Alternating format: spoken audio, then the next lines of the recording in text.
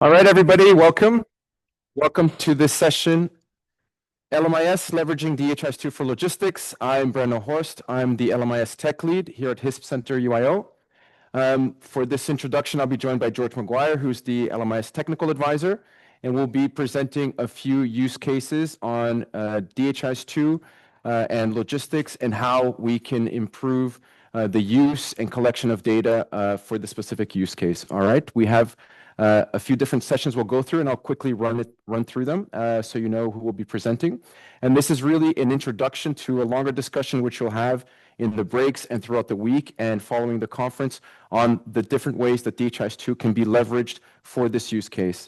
Leveraging, I think, is a key word here. So from the start, from a few years back when George and I joined the team, we established the LMIS team at HISP Center. The idea was to make use of the platform to improve the use case, try to reduce the overlap with existing tools, and see how we could contribute to the overall landscape. So we're not talking about end-to-end supply chain management. We're not talking about every possible solution within DHIS2. We're looking at where can DHIS2 contribute, add, enhance the overall health information system landscape, and not simply try to create overlapping features. So I think that's one thing to keep in mind. It's how do we incorporate these different solutions. I'll quickly run through. So short update. So I'm providing an intro, and George will come with a few updates on the work that we're doing here at HISP Center. He'll be followed by Amin Shamsi from Ministry of Health in Comoros, who will be presenting an implementation ongoing there with mSupply and DHIS2, an integration and implementation project. They'll be followed by Alexa Krols and Benson Miller, who will be presenting cold chain data and DHIS2. Then we'll have a deep dive into the data with the JSI team, Leila Klagi and Wendy Prosser, and then we'll be finishing with Rajab Billy from Ministry of Health Malawi, who will be presenting integration of temperature data. Do you see the slide? There it is. All right, I don't want to take much time. We're just a few minutes past, so I'll hand over to George McGuire. Okay, thank you very much for coming. I will be really quick because we have 5 really interesting presentations. So I will just take very few minutes to present 4 issues that we are working on. So the collaboration between mSupply and DHIS2, we're honored that have the big mSupply team here. So we signed a letter of intent and working closely together. We would like to work on joint country proposals, working on improving the integration, further developing the integration that has already been done in the Comoros project. And basically, we present it as one of the solutions, and of course always leave it to the users on what solution eventually they choose. And Amin will present the project in Comoros. So we are planning a LMS Academy in Kigali, also together with mSupply. So it is intended for technicians, implementers, and program managers. And basically, we want to present the LMIS solutions that are available at the central, regional, district, and facility level. We want to basically train users specific on technical issues related to DHIS2 in the real-time system, provide an overview of the configuration of mSupply, and then present opportunities for integrating the systems. So mSupply has an end-to-end solution, or you can integrate with DHIS2, and there's different solutions that we can explore and from which you can then choose the best solution for your use case. So we are working on the equipment monitoring system that was already implemented in January 2024 for new equipment, but will be mandatory for all equipment from January 2026. And we are exploring different solutions on how to bring the data from an equipment monitoring EMS compatible device into DHIS2 as one of the possibilities to host the data, to host it, to share it, and to analyze it. So you have a brief graphic below. Alexa and Benson will talk more about the Varo app and the integration with OpenFN. But of course, you can also use an existing commercial solution, remote temperature monitoring solution, to integrate with DHIS2 as it has been done in Malawi. And the last issue is the predictive modeling. That is something that has been requested for some time. Many people are asking about it. Christine presented this morning the climate health analytics platform that has been developed basically for climate health, but it's an open source predictive modeling platform that can run outside DHIS2, uses machine learning and artificial intelligence. As I said, was developed for climate health, but it is an independent platform that could be used for different purposes. And we are privileged because we have two high-level researchers from Cardiff University and I think a PhD student who are going to come to Oslo for some months to explore, to see how this CHAP model, this modeling platform in DHIS2 could be used for improving forecasting, demand analysis and forecasting to improve stock availability at health facilities. Thank you very much. Will you switch? Sorry.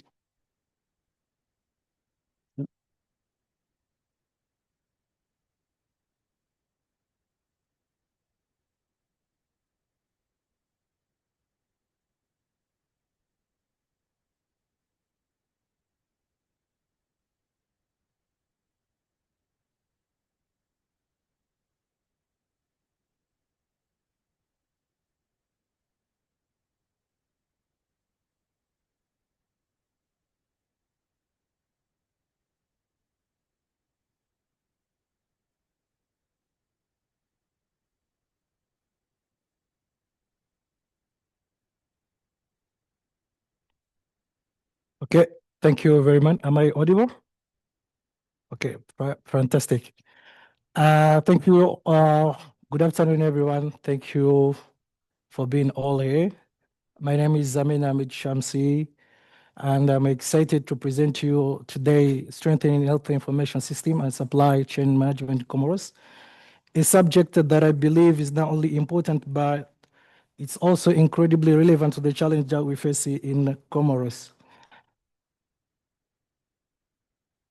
So over the few next, I'll walk you through the introduction of Comoros for those who don't know actually Comoros, the implementation of DHIS2 in general, how it started in Comoros, and then thirdly, the implementation of LMIS, which has these 5 or 6 steps.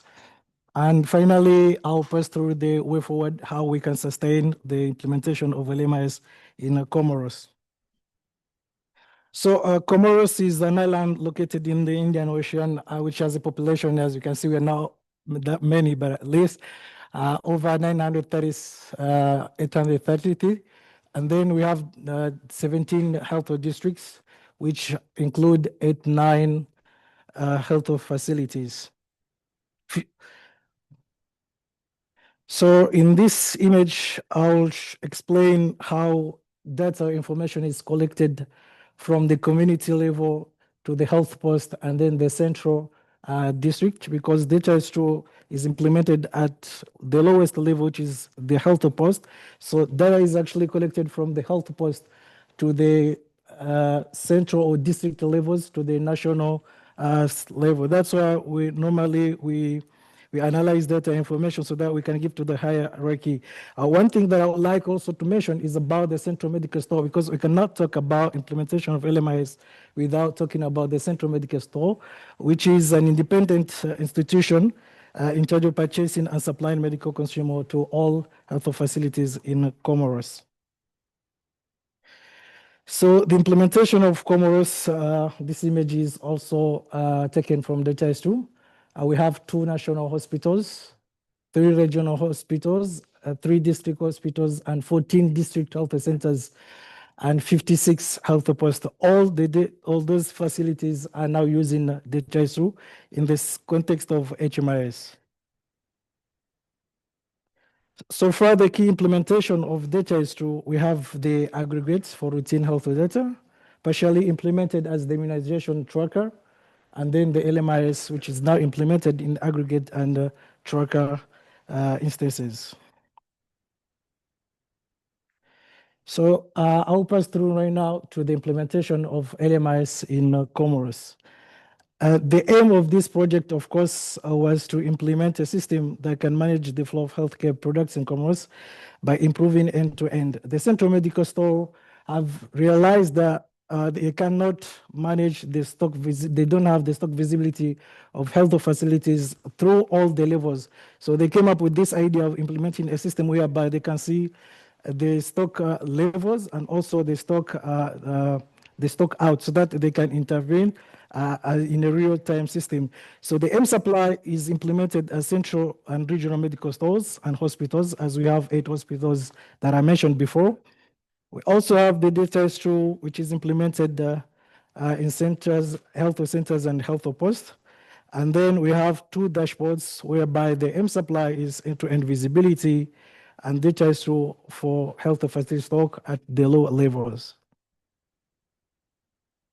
So this is the roadmap for the implementation of LMIS. As you can see, we had the phase 1 analyze and organization. Phase 2 was about configuration of the 2 systems, M supply and DHIS2. And then we also did the test in parallel. Phase 3 and phase 4, we deployed the 2 systems in central and regional medical stores, and also the DHIS2 into the health centers and the post.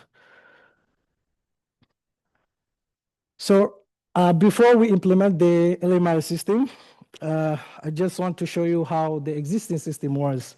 I think everyone here can see how exhausting this is to be managing all these stocks by hand. So we visited the health facilities. They actually use the papers to count everything to do the stock management, which is really difficult for them. So when we visited and we explained to them the idea of implementing a real-time system, of course, they liked it because you can see how it was hectic to them to manage the stock under the papers. So this was in the central medical store. In this image, I'll try to show this picture here. This is a system at the central medical store, which is called the SAGE. So they were using the SAGE before the implementation of the LMIS. Now, in this picture, there are 2 things that I would like to mention. First of all, there is the system which is existing, or the national supply chains, whereby we have SAGE as a system used by the 3 programs of Global Friends and also the Central Medical Store of Comoros. And we have other system which is used by the immunization tracker, which is called SMT. So the green line shows the paid products, if we may say so. And the blue line is also for representing the stock for programs. So as you can see, all these products are managed in parallel. So right now, the programs are managing on one side their products, while the paid products is managed on the other side. So the idea of this LMIS is to combine in a future project how we can have one system to manage the stock from central medical store to the lowest levels. So as we showed in the roadmap, the phases of the implementation of LMIS, these are just explaining the organization as the phase 1. And then phase 2, whereby we configured and tested the M supply at the regional stock. And I'm not really an expert of LMIS, but I think the team is there. This is the login page of the OpenM supply. And this is the landing page whereby we can have some dashboard and the commands for every facility. Then we have the DHIS2 capture. As I mentioned before, we used the LMIS is implemented as the aggregate and also tracker. So in this sense, we use the tracker whereby you can see the 5 options.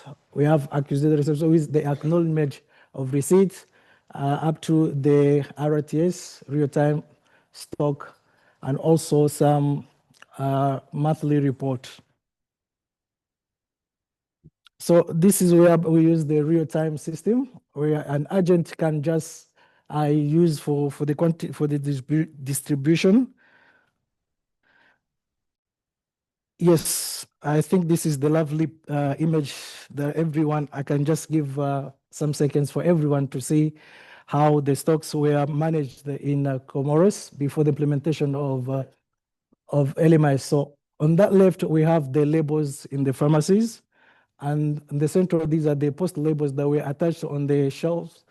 And then right now with the LMIS, we attach the QR codes whereby they can use the real-time stock with the Android capture so that they can just scan, and then the product will just be visible in every sense. They can see the stocks, the level of stocks, and then the distribution and the stock outs. And then this is where we piloted the DHIS2 RTS in the health facility after we configured everything. Now, on the side of M-Supply, it was deployed finally as the phase 3 and 4. It was deployed in the central and the regional medical stores, as well as the 8 hospitals, and now the system is ready to function. So this was a go live of the integration of M-Supply and DHIS2, where you can see a pharmacist making an order through DHIS2 capture, and then she chooses the products from the list as the command parent. And then after making the order, she's synchronized from the DHIS2 capture. So we should expect this command to appear in the OpenM supply at the regional store. In this, you can see the agent also at the regional, central medical store. She received the commands which was made from DHIS2, and then she acknowledged it by distributing the quantity which was requested. This one is the bon de livraison. I don't know, the command, we can say, after acknowledging all the products, of course, they have to print out the receipt so that it can be delivered. And as you can see on this last picture, you can see CSD Moroni, that was the facility which made the command through DHIS2. Yes, this the acknowledgement of the receipt. You can see from the regional store where he had to pick up the products which were made through DHIS2, and then received it through OpenM supply. And the 3 products were just paracetamol and as well as erythromycin. We cannot talk about any project without mentioning the challenges. These are the project challenges and mitigation measures that we finally, they are list of course, but we had to summarize them. Delay in procurement of equipment. I think most of the projects, they encounter the same challenges. But I'll focus on the third one, which was the discovery of other price lists during the deployment. When in the first place, when we integrating this system, we had one national price list. And then when we're deploying the LMIS, we discovered like through the hospitals, they use their own price list. So as a mitigation measures, the team had to develop in M-Supply an option whereby they can just select their prices so that they can distribute the products. So this was really a challenge that we faced during the deployment of the system. Yeah, coinciding activities with Ramadan, we had to also postpone the implementation because it's not really easy to work while fasting. As technical challenges, we also have a number of lists to mention, but you can see George has a list of them. The program indicators not running correctly and stock on hand was not updated. We still have this program indicator, the last value not functioning correctly. I think George also can explain more about these technical challenges. So as a result obtained of the implementation of LMIS, in general, we have the implementation of LMIS, daily report and visibility of stock outs, automatic reporting by DHIS2 capture analytics offline, and then the dashboard for end-to-end visibility. So the system M-Supply was deployed in 12 sites, which are the central and 3 regional medical stores, as well as the hospitals, whereas the DHIS2 is deployed into 81 sites. Yeah, on left, we have the daily reports. which was made by through DHIS2. So it shows the stock levels at the in the beginning of the day, of course, and then we have the stock outs represented by the color red, which shows exactly, and it's day by day reports. Another interesting module is the line listing. I'll just take these two examples whereby we have the first was stock,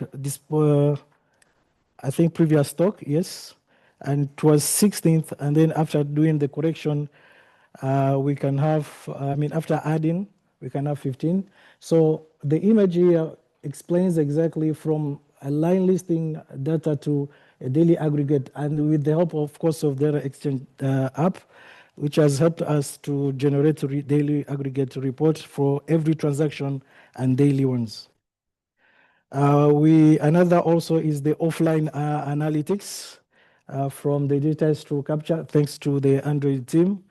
This is really an amazing options for us to access the analytics while being offline, because it's not really easy, as you saw in the previous challenges of internet connectivity. So we can access the analytics even offline. Yeah, we spoke about dashboard for end-to-end visibility. You can see there is that ANAMEV, which is the authority regulation in the country. So we have the Okofarm, the central medical store, which this is the results of the implementation of DHIS2, and then the stock passes through the central to the regions, and then from the regions to the respective pharmacies, and also the 8 hospitals. But you can see the blue ones, the dashboard is visible for only health centers and health posts for DHIS2, while the M supply is for all from the national to the lowest level. And this is also a dashboard generated by the M supply.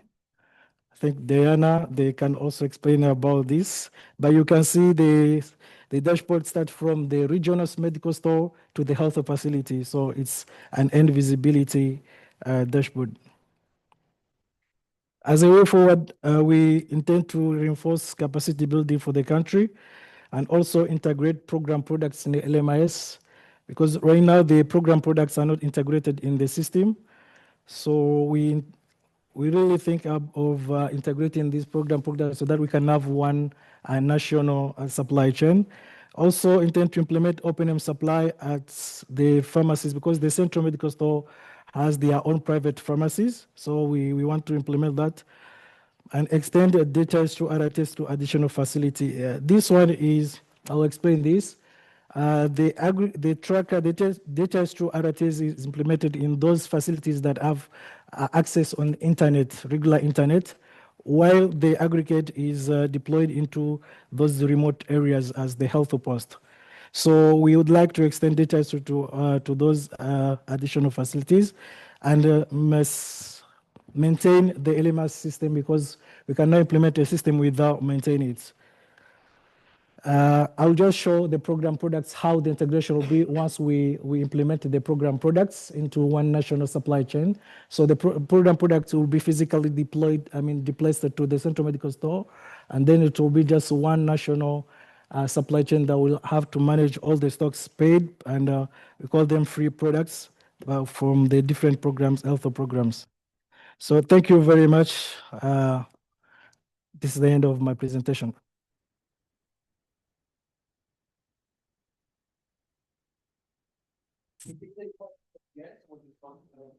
But thank you, Amisha, for the presentation.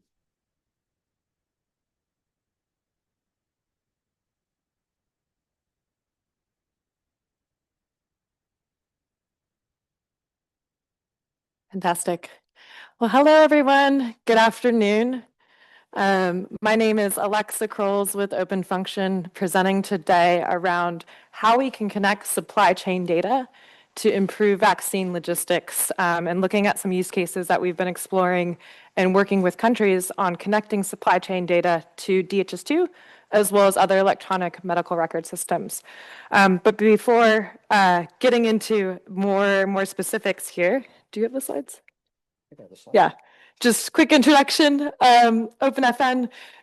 So I am co-founder, CEO at Open Function Group, the company behind OpenFN, which is a digital public good for data integration and workflow automation. We've been around since 2014, have worked with the DHIS2 ecosystem for a long time. There have been a number of DHIS2 integration use cases, but we're not just DHIS2 integrators. OpenFN is a platform that can integrate with any application, so we've seen use cases in agriculture, education, health, and more recently, a lot more supply chain.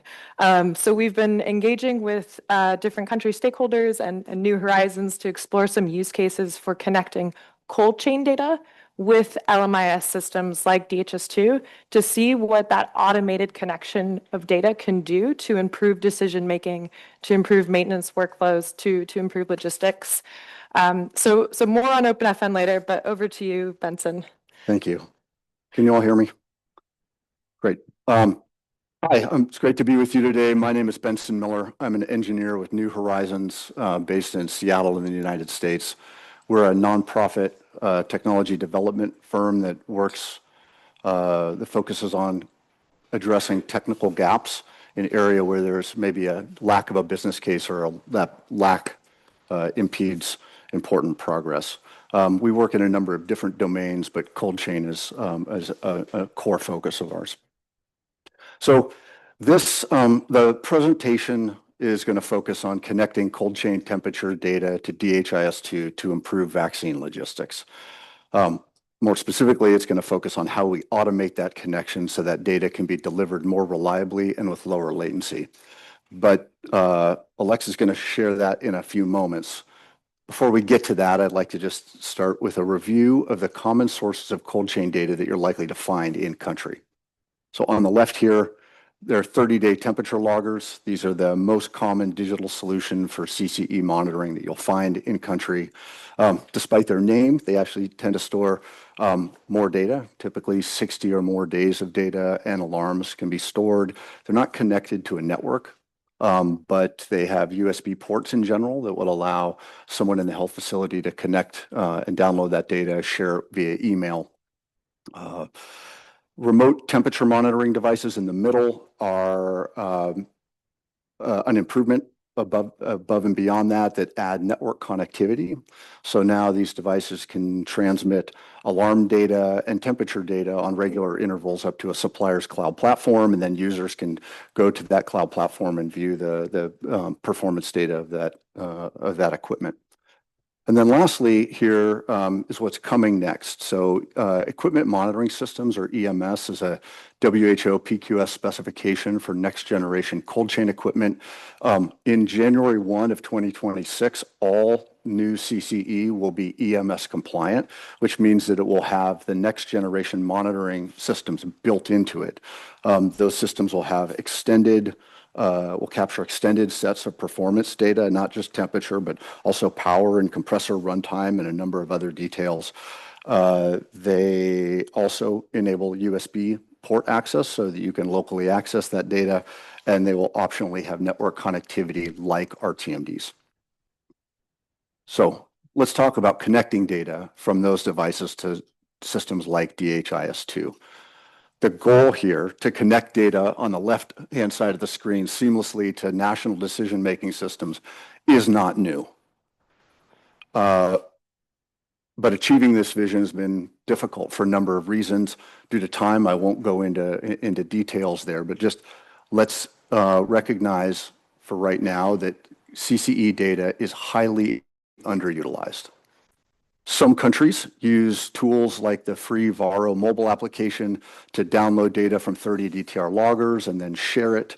But most countries, or in most countries, reporting on 30 DTR data is just done by writing the temperature down on twice a day onto the paper logs next to the refrigerator. RTMDs can make that data sort of more timely, more reliable, can enable that centralized connection, but even that data is underutilized. to access that data. Users need to go log in to the supplier data platform. That can be cumbersome. It also requires the user to build this sort of mental picture of the data in their heads, looking at DHIS2, looking at the supplier's platform. And so that is sort of different from having that cold chain equipment data presented in the context of the actual user's work. And this problem is only compounded because most countries have multiple suppliers, therefore multiple dashboards. So the workload just increases on logisticians and other users who may be interested in accessing and using that data. So I've just talked to you a little bit about some challenges, but now this slide is about optimism for the future. We're in a moment right now where this is some recent developments have enormously decreased the technical complexity for connecting cold chain data to country decision-making systems like DHIS2. Three main things. One, in 2022, WHO PQS published the eLMIS standards. Those standards include a standardized set of data definitions and data formats for how performance data is recorded on fridges. That's an essential piece of cold chain data interoperability because it represents for the very first time a common, basically a common tongue, a common way of representing CCE data across suppliers. Number two, earlier this year, UNICEF Supply Division convened a consultative process with industry to define a common set of requirements here in the middle for how suppliers transmit cold chain data to country systems. This work builds on those eLMIS standards, and PQS has signaled their intention to shepherd those requirements to a formal publication, likely as an annex to the eLMIS data standards themselves later this year. And then number three, late last year, Gavi produced a document called the Data Interoperability Technical Reference, which provides recommendations for how countries should connect CCE data to eLMIS systems. Now, that guide recommends that most countries adopt an interoperability layer, architectural pattern here, to facilitate the connection of CCE data from a variety of their suppliers to a variety of downstream systems, including eLMIS platforms. So what is a data interoperability layer? Cold chain data interoperability layer, which we sometimes refer to as a CCDX, is software middleware that's designed to mediate and simplify that connection between supplier data systems and country IT systems like DHIS2. It has three main functions. One, it centralizes that data collection. It's a place that can capture all the data coming from all of your suppliers. Two, it empowers countries to manage their data processing rules for how that data gets handled and routed. And three, it simplifies, typically through a set of reusable adapters, the connection to downstream systems, DHIS2 and others.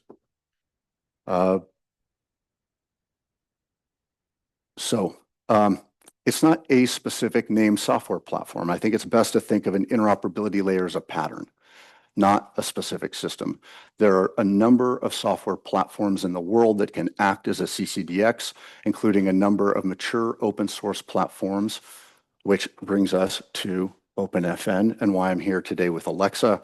Over the last year, we've been collaborating with OpenFN to prototype data integration workflows that leverage the CCDX pattern that I showed on the previous slide and connect that data with popular national IT systems like DHIS2.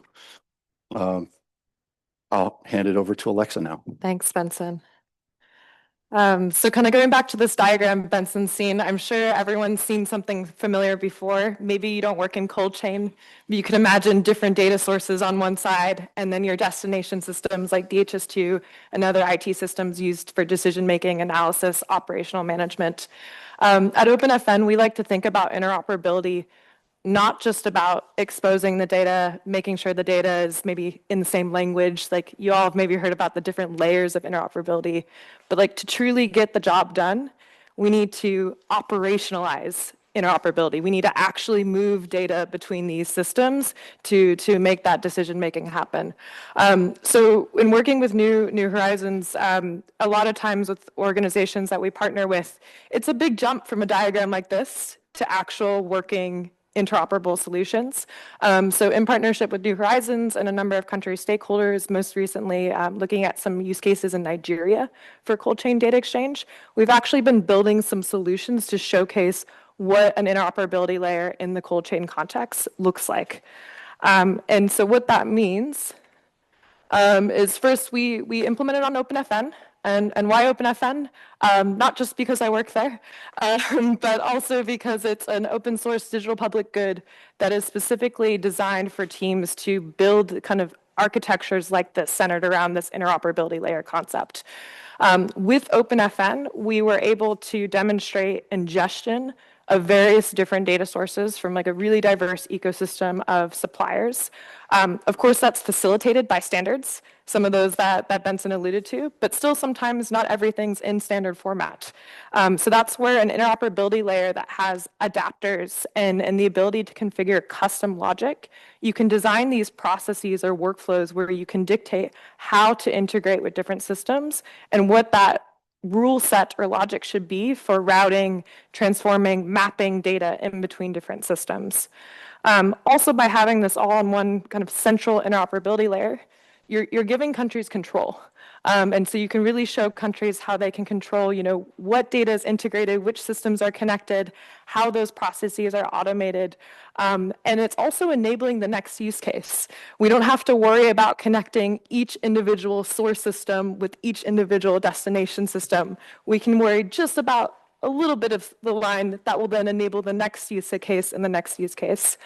So what I want to do now is actually show what this looks like in action to get it again off the PowerPoint. And we've got a running workflow on OpenFN. And I believe I'm screen sharing now.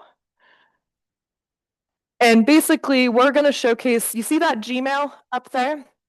So some systems now with the new standards will have kind of the ability to connect directly with an interoperability layer, or an interoperability layer could pull data from there. But sometimes there's still kind of older generation systems or systems that don't have that capability. So we've got this app, Varo, that Benson mentioned. It's a free-to-use Android mobile app that can be used to plug into both older generation cold chain equipment as well as more of the modern EMS compliant equipment. And how that actually works, George, I'm wondering if you wouldn't mind kind of doing a quick demo while I pull this up. So just to show you, this is a fridge tag. There are several other devices that are compatible. You have an adapter, you connect it, and you just plug it into your mobile phone. So I can't visualize the Varo app, but you can download it free of charge. So you connect it to the Varo app, and then you make some selections. You select your email. You can save the pre-selected Gmail account, and then you press a button.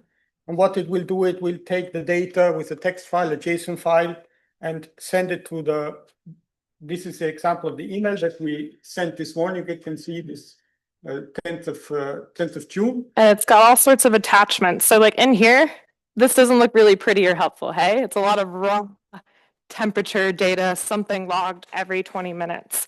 But it exists, right? Lots of data that maybe when summarized or presented to a healthcare facility worker or a cold chain technician could actually be really valuable. So that's on one side. Then on the other side, I've got DHIS2 here. This is the LMIS sandbox. If y'all are familiar with DHIS2 cold chain equipment documentation, if not, chat with Breno and George. But here, this is the tracker module. We've got different tracked entity instances for different cold chain equipment registered. And so in Nigeria, for example, they're using this as a facility level to capture all the cold chain equipment, but that temperature data is in a different place.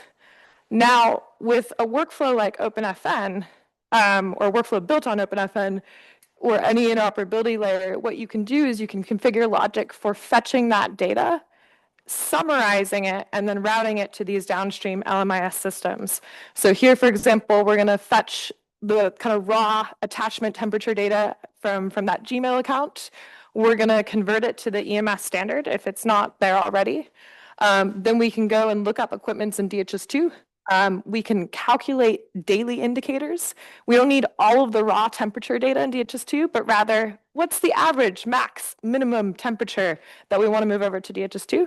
And then we can automate this. So I'm going to run this right now, just on demand, but you could schedule this or have something set up in real time where then this workflow can go and on that schedule or according to whatever logic that you have can kind of follow through those steps of fetching that data and loading it into DHIS2.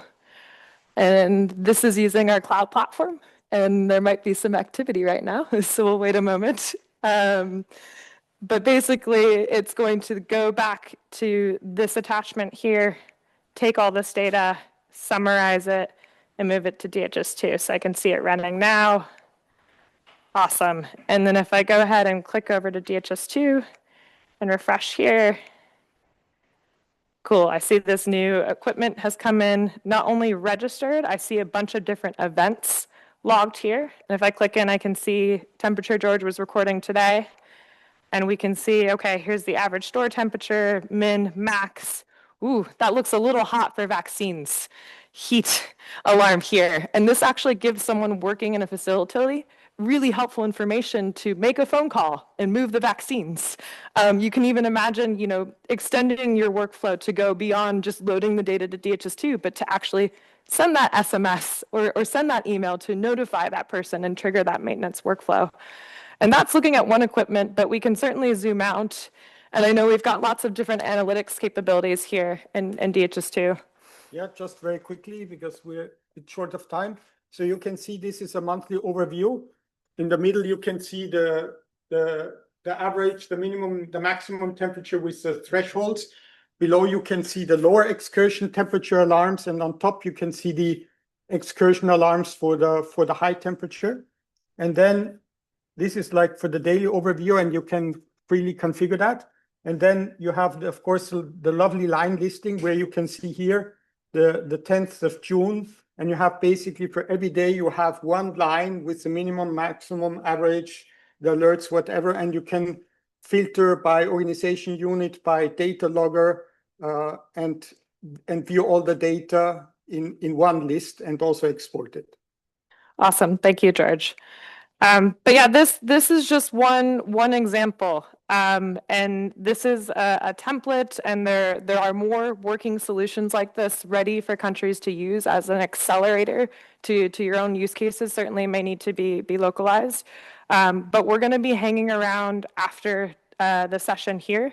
If you want to learn more, if you want to talk about different use cases, as well as I've shared some links here to some of the standards and reference documentation that Benson shared earlier. But thank you.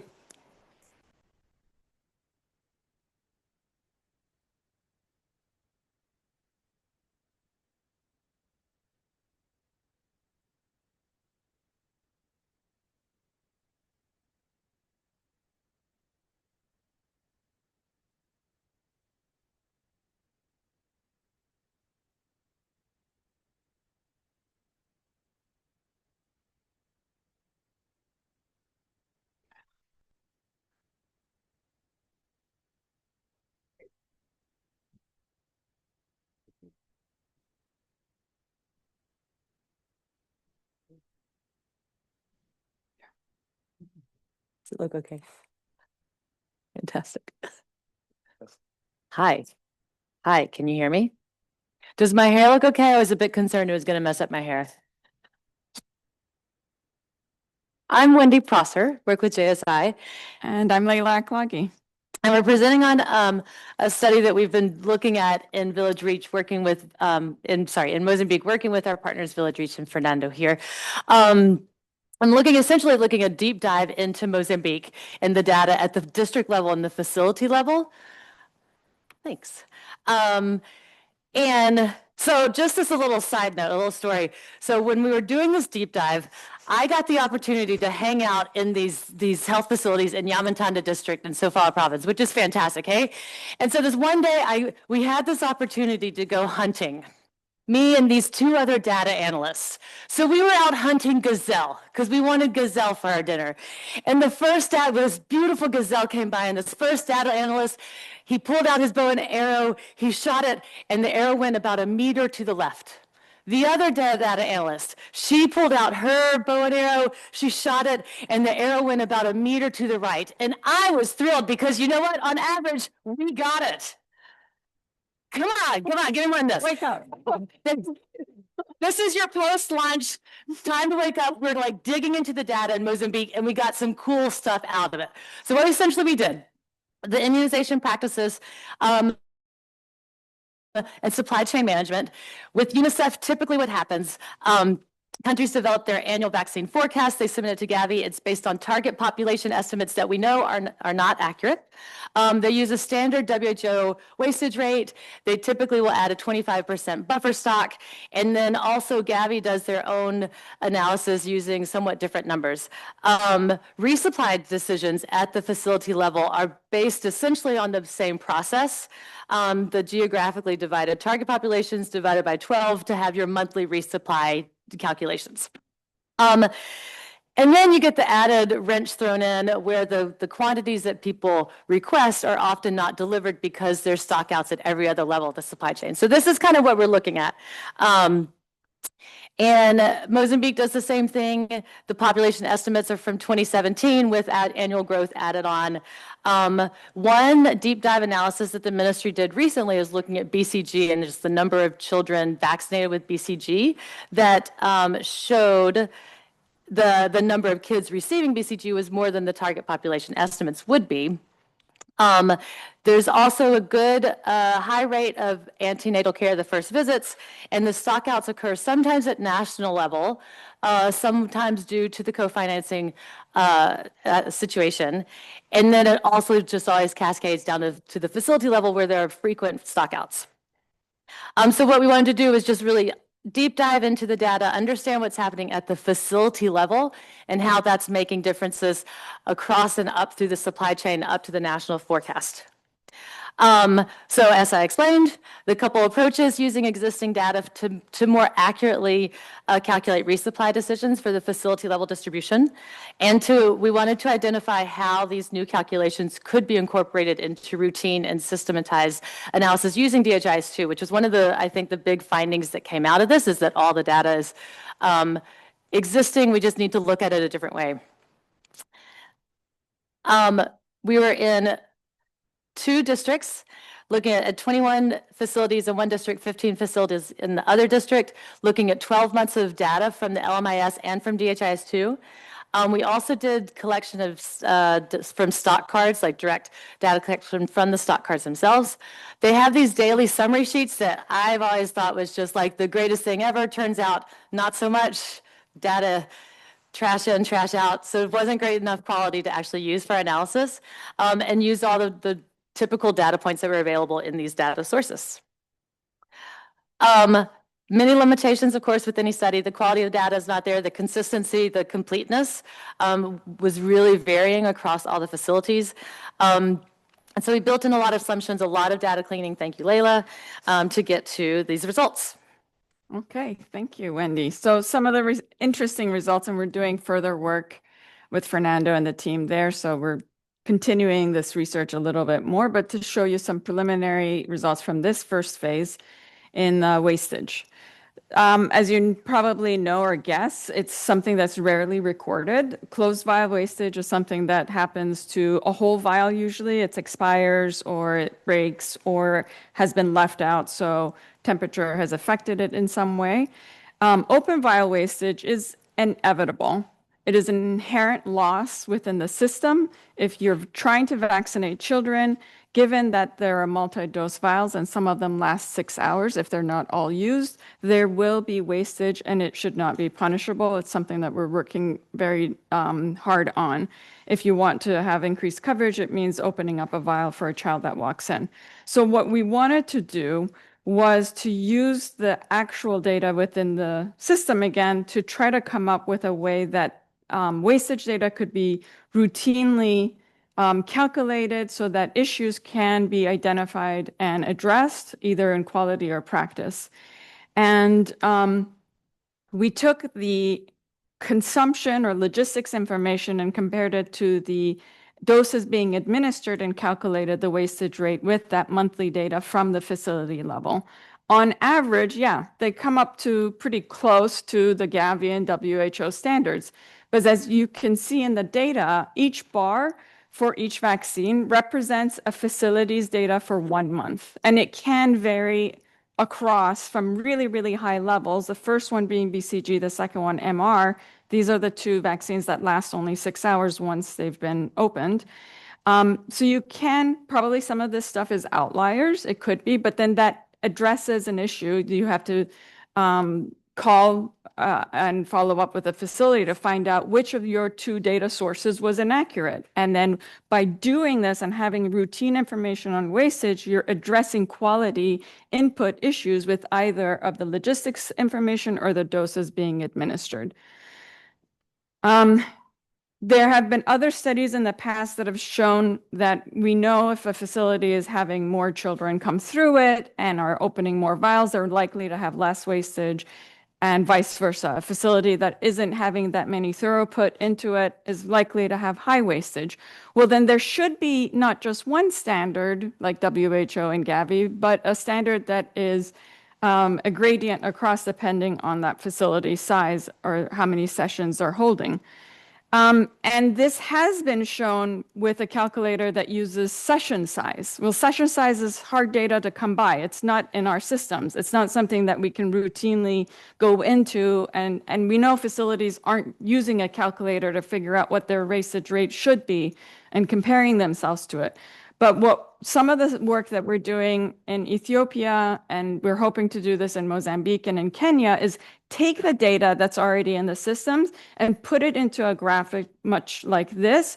And we have a confidence interval whereby if you're a facility that's doing 0 to 10 or 0 to 50, 50 to 100, this is the, within the normal range that is acceptable. And if you're outside of that normal age, then the supervisor or the district manager can call those folks and find out whether or not their doses administered or their logistics information that they've entered in is incorrect, or do they actually need assistance with a practice issue or cold storage issue to identify what the problems are. And it hopefully refocuses and prioritizes them to what the problems really are, and we get to a point where we can use actual wastage data to inform resupply decisions or to inform other decisions that are made with that same information. This is the second result that we went into, which was looking at whether or not stockouts were correlated with whether or not a specific age group was missing or didn't receive a vaccine. So as you may know, that each age group or each age cohort that comes in for a vaccination doesn't just get one shot. They're supposed to get a series of different shots. So let's look at the example for this facility in the 1 month. A 2-month-old that's supposed to come in, and as national guidelines say, they're supposed to get their first shot of Penta, first shot of the OPV, PCV, and rotavirus. And if that were the case, why wouldn't all these numbers be the same, right? So something happened. Either they didn't get something before because it was out of stock, or they're not getting something now that is out of stock, or there's a catch-up or something that's happening. And what we did was come up with a new measurement, which was to compare how far the age cohort numbers were from the maximum of that grouping. So the maximum number here was 103. So if we assume that some of that wasn't catch up, but that relates to a problem probably previously, that we would compare what their divergence is from the maximum. So here the DPT was the maximum amount of doses for this age group this month, 103, but we were 15 off on OPV, we were 11 off on PCV, and we were 2 off on Rota. And looking at this range of divergence from the maximum, we then compared it to facilities that were out reporting 0 doses being given or 0 stock, assuming that they had a stock out for a product. And we haven't gone with the number of the N that we had. I don't know if we can yet do something that shows statistical significance yet. But as you can see in the facilities in the red that were stocked out, you have higher averages of divergence from the max. And in the facilities that didn't have stockouts, they were less likely to have that divergence from the groupings that were supposed to get the same number of vaccinations. So this was our second finding from that data and a way to look at it. The third one, which Wendy alluded to, which was, the population data is off. There's only one way of forecasting, and it only uses that. What we wanted to do was look at that target that's being used to estimate what the forecast should be to what was actually happening. So, our census calculations say in this facility, given this jurisdiction and this month and time, you're supposed to be giving this many shots.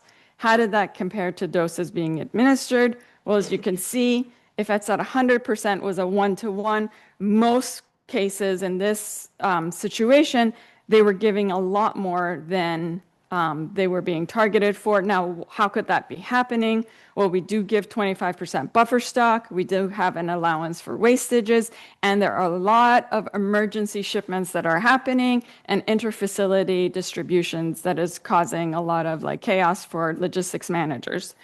And so, and we did a separate calculation where we looked at where that was very plausible given the additional amounts that were being given. In this situation, when we did a different kind of forecast using BCG, where again in Mozambique, BCG is representative and is higher than the targets because the census is so low. We used BCG's birth dosing to use that as a demographic baseline for instead of the census to figure out what they should have been given. And BCG's target numbers are actually, higher than this 0% forecast error, which is 100% accuracy rate, or a little bit above. So if you, in Mozambique, if they use BCG, which at the national level they're starting to instead of the census, they get a little bit more, if not close to what they're actually supposed to be getting.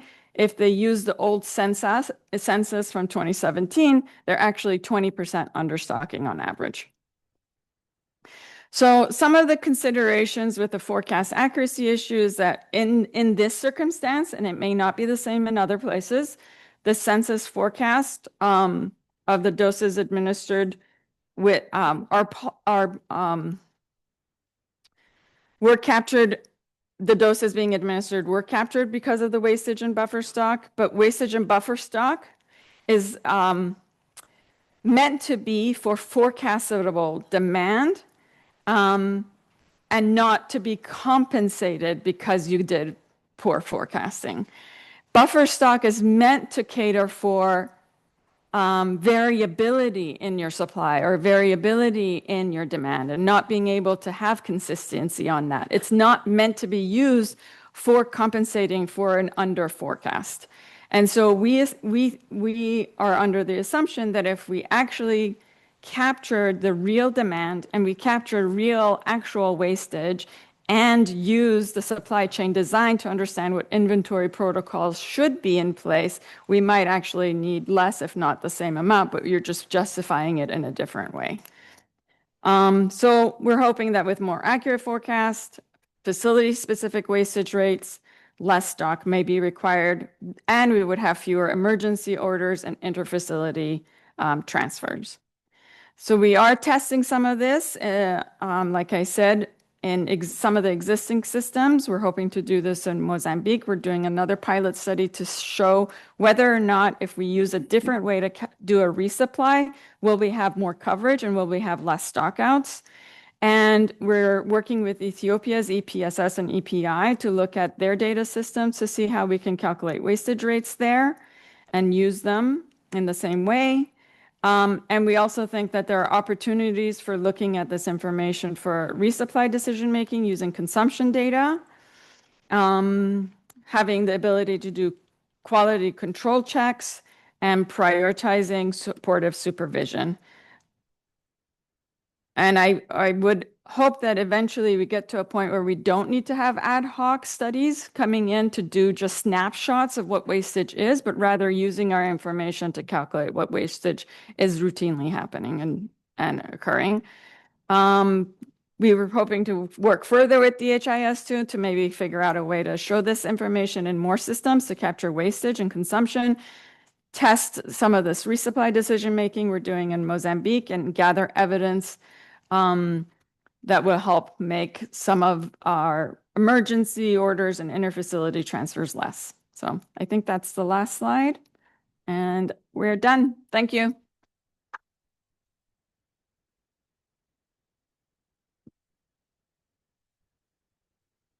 One short presentation from our job and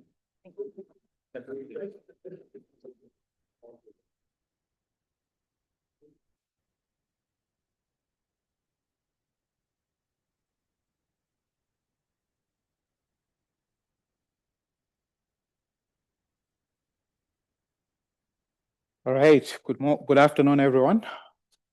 You can hear me? All right. Thank you.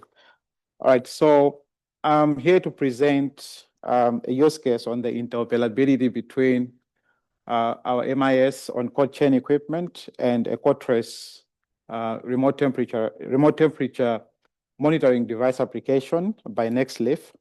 So this abstract was co-authored by two of my other colleagues, Blessings and Edina. And my name is Bir Rajab. I work with Look International, which is a nonprofit, and we do support various DHIS2 implementations in Malawi.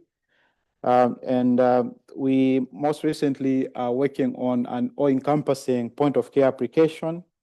We are calling it the Malawi Healthcare Information System. And we also support various community engagements, interventions, and also innovations. Now, this is the outline of the presentation.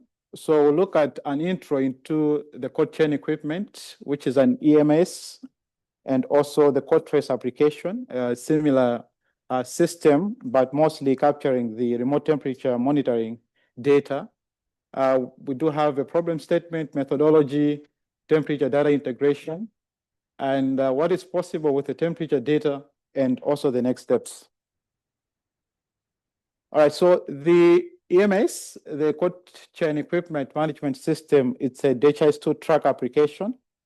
And just like any other DHIS2 tracker, we do have the attributes for the enrollment. And what's so unique about it is for the enrollment process, we have the manufacturers of various cold chain equipment, and they also have specific information to that cold chain equipment. So we are auto-computing the values the moment you select the manufacturer and the model of the cold chain equipment. We do have the program stages, mostly on the transactions. And on the transactions, we do record the transfer, the dispatch of the equipment for new installations. We also do capture the layoff transactions of the various cold chain equipments. We do also monitor the operational status. So if the equipment is operating, we are able to capture that information throughout its lifetime. We also do capture the temperature monitoring, which is the use case for this abstract. All right, so alongside our eLMIS, we have the NextLeaf Analytics, which is also a nonprofit. They have about 1,000 remote temperature monitoring devices installed across the country. They do provide visualization and monitoring mechanisms, including notifications through SMSs for out-of-bound thresholds for the various equipments we have. They were using the CT5 devices, but most recently they have upgraded. They have upgraded to the TX, which is a more advancement, and they are deploying the CTX as we speak in the country, which would be an advanced device from what we currently have. Now, this is how it works. So the CoTrace application, as I said earlier, they do provide the software and the hardware. they have a base station which is connected to the actual sensor, the sensors that are within the cold chain equipment devices, connected with Bluetooth and also SMSs. I mean, SIM cards. They're able to send different notifications on the triggers, mostly when it's a hot reading or above or below the thresholds, the acceptable thresholds. And they do provide the various analytics and dashboards for data use. On our problem statement, we do have these two systems which are capturing data. So as you can appreciate, the EMS is able to capture the operation aspect of the cold chain equipment. And then we have the next leaf application, which is capturing more on the temperature data. So we have this duplicate data entry processes. So the idea was for us to have one encompassing application that can do the operation of the equipment as well as monitor the performance through the temperature monitoring sensors. So that's when the need for the interoperability between the code trace and DHIS2 came about. And then we did the whole automation of data exchange to provide decision making and efficiency in managing the cold chain equipment and vaccine management. So on the integration methodology, we did the data mapping. So we had to align the key data elements between the code trace and the DHIS2 tracker.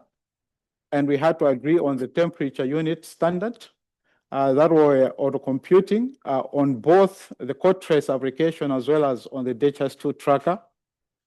And then we used the generic API for the integration process and also a data validation process at the end of it, where we had to compare the data between the two systems to make sure there's consistency.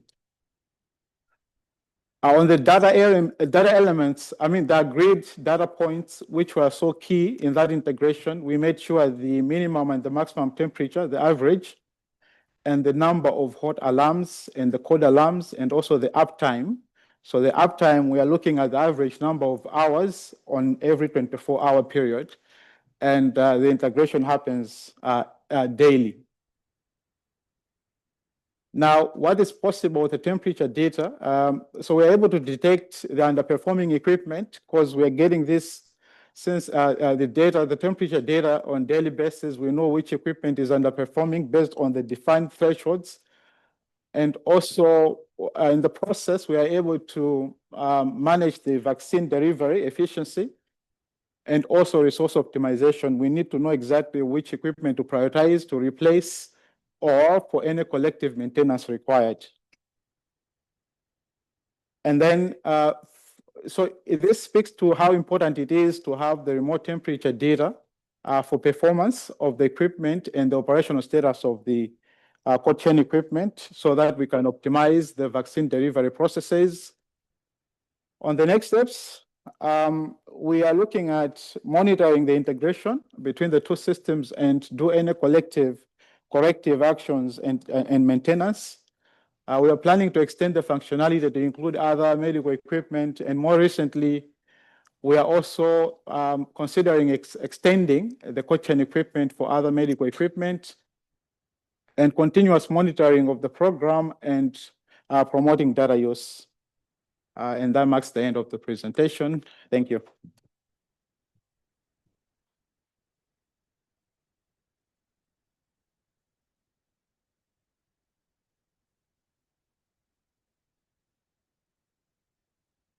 All right, thank you.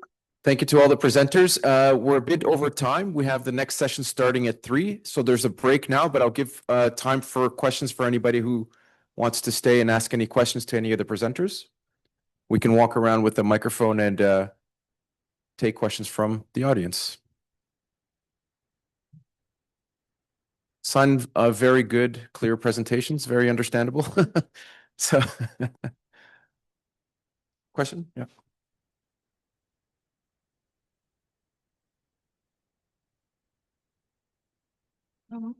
I have a question for the guys from Comoros. They mentioned that they're currently managing, I think, 89 facilities, if I'm not mistaken. I just wanted to find out how many facilities they have in total, because I think it also speaks to the complexity of how they can then manage the data.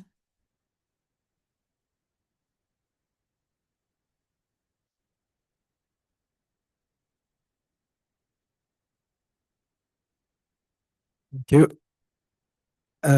You've asked about the how many facilities we haven't. Come again? In total. Okay, all right. So I presented like we have 9 public facilities. Those are the total facilities that we have in Comoros. Yeah. As I said, we are a small country, but it's fine. We still enjoy it. So in total, we have 9 public facilities. I've implemented the system in those 9 facilities. Thank you. Thank you for your presentations. The question is for you again. I wanted to find out in terms of the maintenance of your product list and the standardization of those products, as well as the facilities between the two systems. Which system functions as the master list, and how do you manage that? Okay. Yeah, that's a good question. So, as I presented in the previous presentation, sorry, we have, like I said, 9 facilities. So among those 9, we have 8 hospitals. So those ones are using the system called mSupply. And then the rest of them, we are using DHIS2 RTS and also aggregate. So the integration is made between those two systems, whereby let's just take the example of health post, which is the lowest level. When they send a command and order through the DHIS2 RTS, it's automatically received by the mSupply, which is at the regional level. So the system is just in an integration between mSupply, open mSupply, sorry, because we have 2 mSupply. Sometimes I mix them. We have open mSupply, which is used under the regional store, medical stores and hospitals, and also the mSupply, which is used as the central medical store.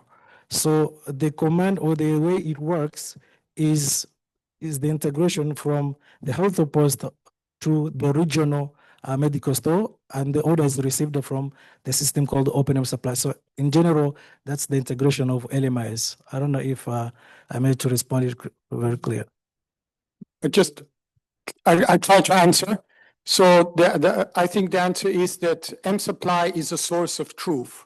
So rule number 1, mSupply is always right. So the master product catalog is managed in mSupply by Okofama, which is like the national authorized distributor. And there's also LMIS, which is the National Drug Regulatory Authority. So only items that are in the mSupply catalog can be used in DHIS2. If anybody wants to add items, and it's a bit of an issue, then they have to basically go to Okofama, who has to agree to put the item on the mSupply master product catalog, and then we can have it in DHIS2. And it's a very good point, because we are thinking of in future to synchronize those 2 catalogs, so that whenever you add something to mSupply, it will be automatically available in DHIS2.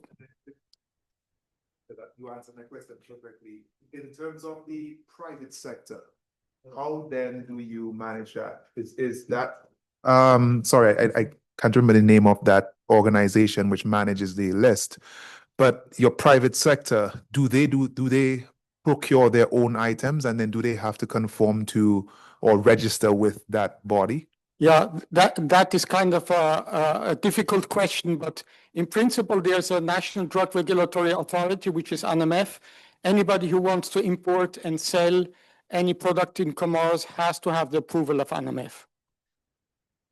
Right, we have 20 minutes left in the break, so I don't want to take more time. I just want to share that tomorrow we will have an expert lounge from 4 to 5 p.m. just out here. We'll both have a session with DHIS2, OpenFN, and Berlinger on the integration of temperature data. And we'll have another session with the mSupply team and DHIS2. So please bring your questions and your deeper technical questions there as well. And feel free, of course, to connect to any of us in the breaks.